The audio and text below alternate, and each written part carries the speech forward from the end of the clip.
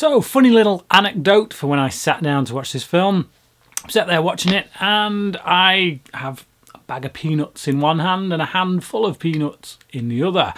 So when I sneeze, I'm unable to cover my mouth. And so I sneeze, and then about 10 minutes later, I'm watching the film and I see this thing on the TV.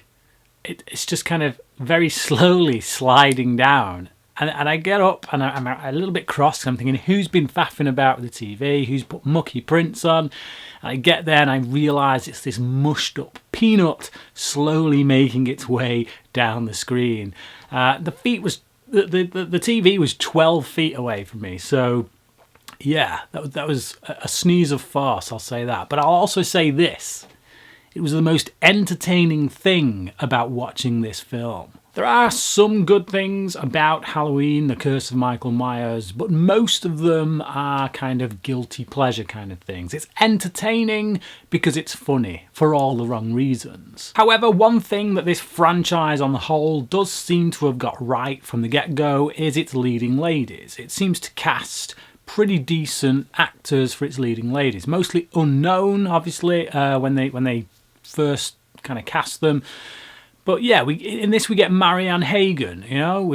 She follows in the tradition of Danielle Harris and Jamie Lee Curtis in that she is actually a pretty decent actress placed within the central role. Now she's playing Cara Strode, the cousin of Jamie Lee Curtis's character from the first film. But yeah, she's good. I like her. I like her presence here. I think she puts in a pretty decent performance, all things being considered. And what I mean by that is the script she has to work with and the people she has to act alongside. Yes, I'm looking at you, Paul Rudd. Paul Rudd in this film is terrible.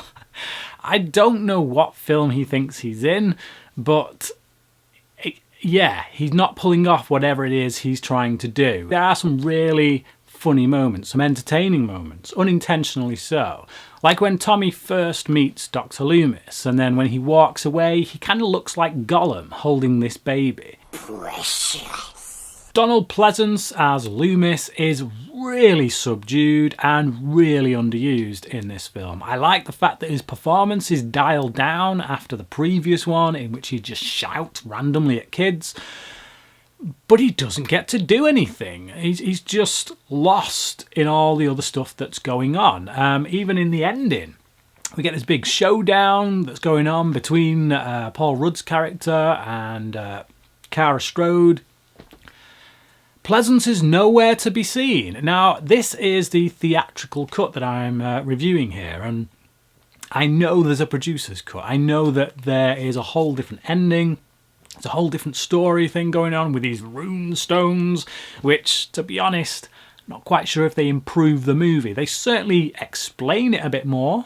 They allow you to understand a bit more about what's going on, but I'm not sure if they make it better, because quite frankly, there's more screen time, and I'm not sure more screen time for this film is what it needs. As good as this franchise has been at casting its leading ladies, it's also been terrible for how it treats their exit from the franchise. Jamie Lee Curtis, up to this point, I know she comes back in the next film, but up to this point, we last saw her in Halloween 2, in which she got to spend most of the running time in a hospital bed doing pretty much nothing. And then we got Ellie Cornell, who played Rachel in Part 4 and 5, who was so unceremoniously dispatched in Part 5 that it really made me angry. And then here, we get the character that was played by Danielle Harris in Part 4 and 5.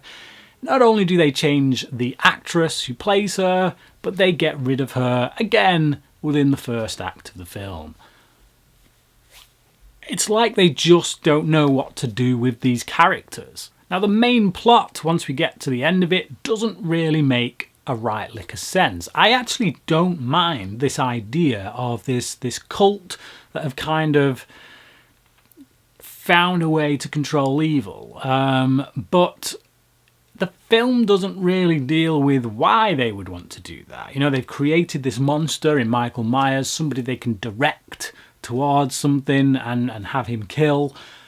But then it's not really quite sure why they're doing this. There's some bunkum in there about sacrifice, but it's not really clear what that sacrifice is for, and yeah, it's all just really, really muddled. Add to that the fact that at one point Michael Myers just says, actually, no, I'm not under your control anymore, and blitzes them all, and you're just like, well, okay, explain that for one moment, because Myers has been controlled by these people presumably throughout all these films, so why now?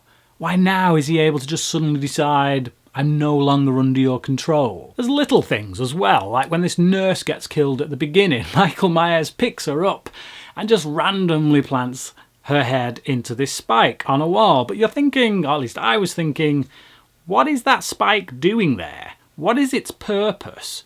You're down a corridor in this kind of hospital and there's just a spike sticking out of a wall.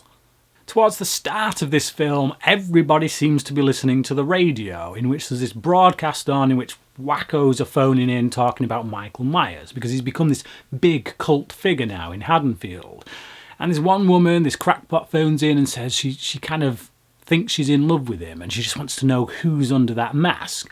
And it almost sets up the conceit that that's what we're going to find out in this film. Ooh, we're finally going to reveal who Michael Myers really is and what he's all about. Well, by the time you find out, you're kind of wishing you hadn't. And here's a question. How the hell does Jamie know how to drive? She escapes from this place from which she's presumably been held captive since the events of Part 5. And in Part 5, she was a child of about 8 or 9 years old. So who taught her? Did the cult give her driving lessons? It also takes far too long for it to be explained just who these main characters are. This Cara Strode, we're told they're a Strode, but you're kind of scratching your head, trying to work out what happened in the previous films. What's the link with these? Who are they? Are they Laurie's? Is that Laurie's sister or cousin or what?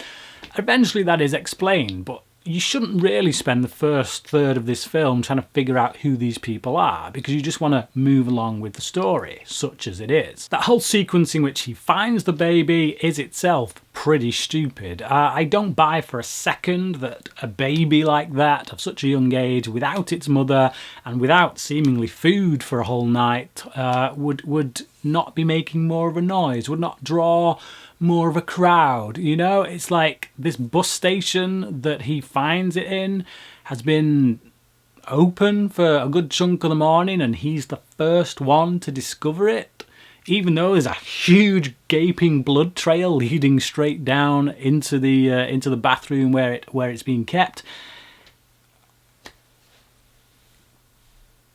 Some great lines of dialogue as well, like when Cara asks Tommy, "Where are you going?"